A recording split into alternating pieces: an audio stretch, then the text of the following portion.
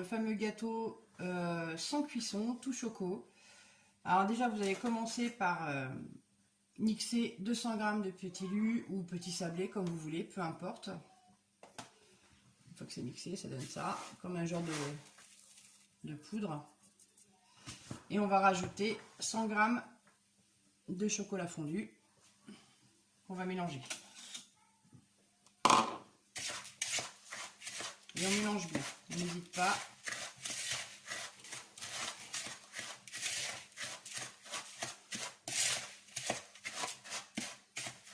Il faut vraiment que ça fasse une base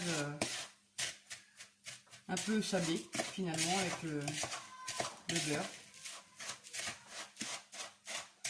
Il faut vraiment bien mélanger, bien mélanger. Alors des fois on cure un petit peu parce que vous voyez, hop, il en reste toujours un petit peu à l'intérieur. Pas de perte, ça sert à rien. Et on y va.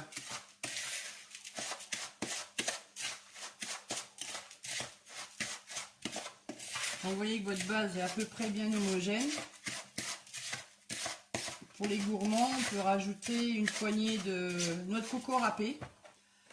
Mais comme on est bien gourmand, nous on préfère les petits morceaux de chocolat, les petites pépites de chocolat, chocolat au lait. On va venir mélanger avec.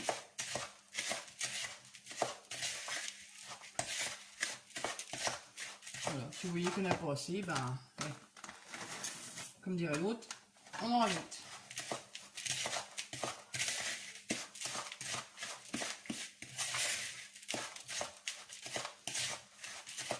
Ce gâteau se fait en 3 étapes. Donc là, on attaque la première étape, le biscuit. Une fois qu'on a bien mélangé, j'ai préparé mon plat, comme ça, avec du papier sulfurisé.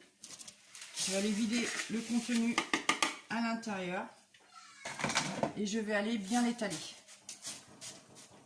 comme il faut.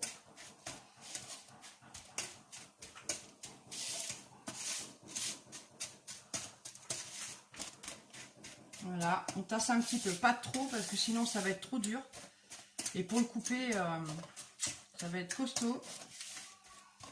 Bien que si vous avez des messieurs avec des muscles, c'est pas mal. Mais pas trop le tasser parce que sinon ça va être trop dur à couper et ça risque de dénaturer un peu la coupe du gâteau. Ce serait dommage. Donc on va juste l'étaler un peu en appuyant un tout petit peu mais sans trop serrer. Alors je me doute que vous voyez pas trop. Voilà, donc à la fin ça nous donne ceci. On va mettre ça au frigo et on se retrouve pour l'étape numéro 2.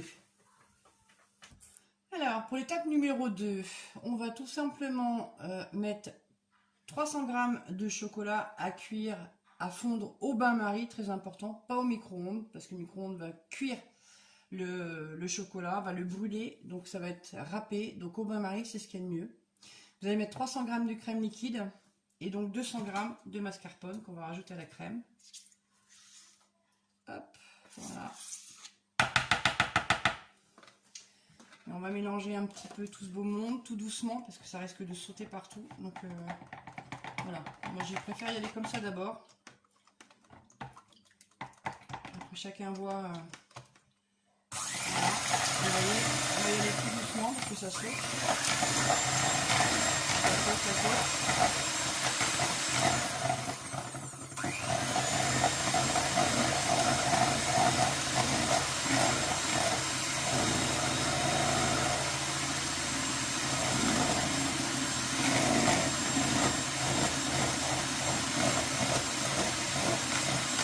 Mélanger jusqu'à ce qu'on forme une crème.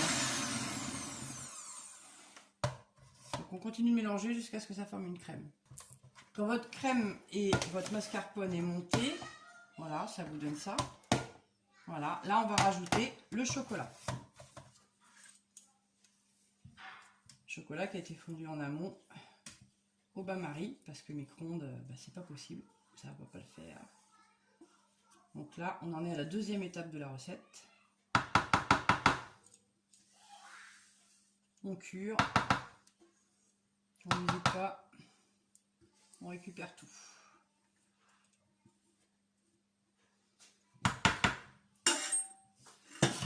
Donc c'est reparti pour mélanger. Ça va.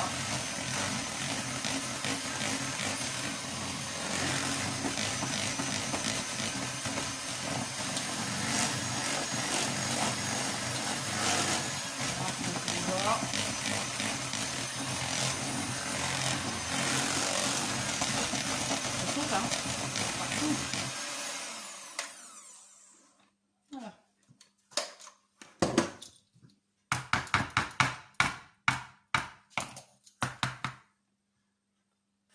Une fois que notre crème est faite, on récupère notre plat et on va vider la crème dans le plat. Donc là pareil, on récupère tout, on fait comme le chocolat. Hop. On va essayer d'étaler correctement. Je ne sais pas si vous voyez bien, je crois pas. Je vous ferai voir après, au pire des cas. Alors on va essayer de bien l'étaler correctement. Que ça fasse un dessus lisse, on va dire. Hop. Voilà, on va essayer de faire comme il faut.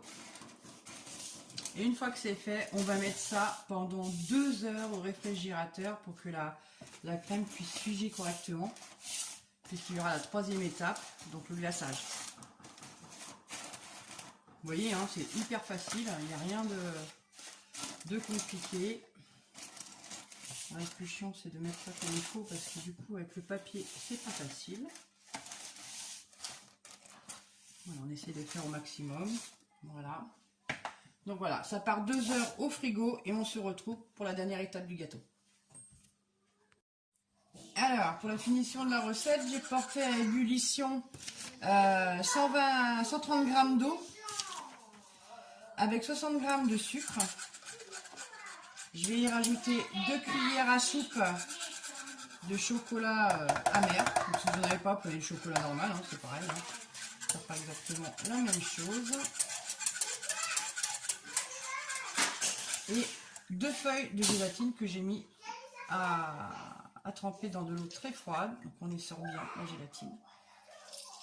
Voilà, et on va l'incorporer dedans jusqu'à dissous total de la gélatine.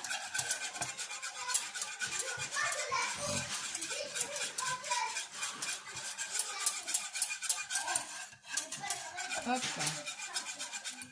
Donc les gosses qui mettent le buzzer derrière, c'est pas facile. Donc voilà, donc c'est bien dissous. On va laisser refroidir un tout petit peu. Si c'est trop chaud, forcément ça va faire fondre le chocolat qui est là, la mousse au chocolat. Donc du coup, on va laisser le refroidir un petit peu, on se retrouve après.